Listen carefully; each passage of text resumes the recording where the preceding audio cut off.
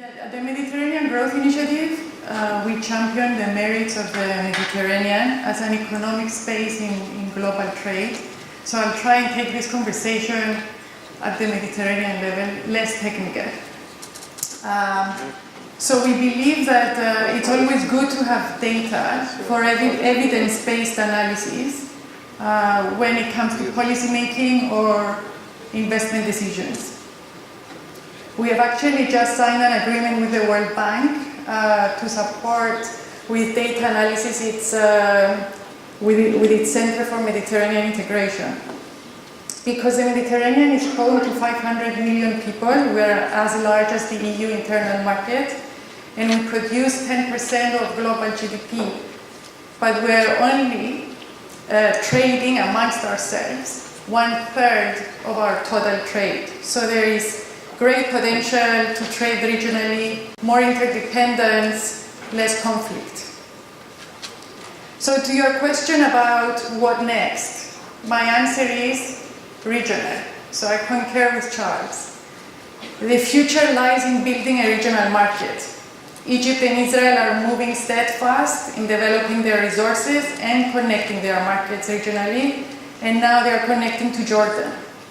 So in this respect, Cyprus has an opportunity it must capture. And I was happy to hear the narrative from you on readiness to agree the Aphrodite project. Because unless we make that happen, we cannot claim we are a hub in the region, or we cannot claim to enter the regional projects that are now happening.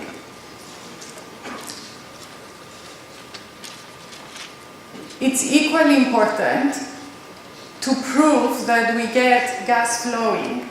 That's why Aphrodite is important to be signed soon.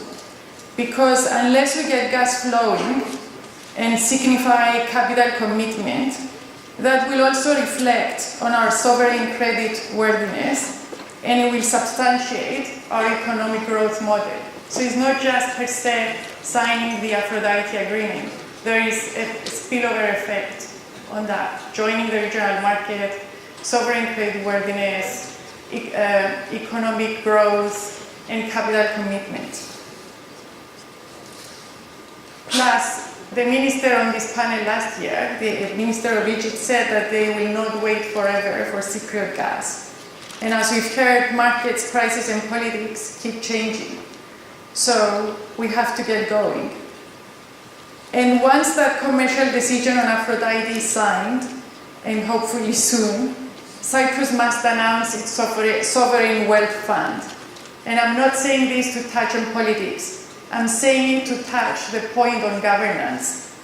It is important that we show commitment to governing this wealth from natural resources respectfully, professionally, and with a long-term view.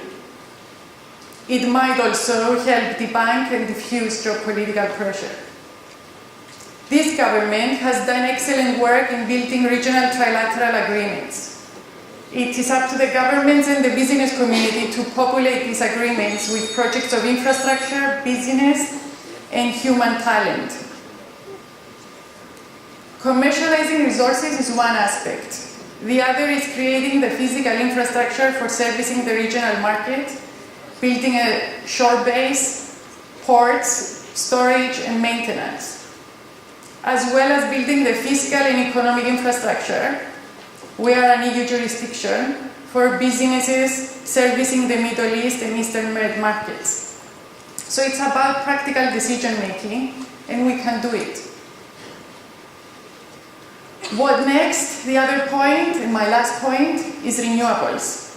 Simeon spoke of the infrastructure necessary to enable a more competitive electricity market.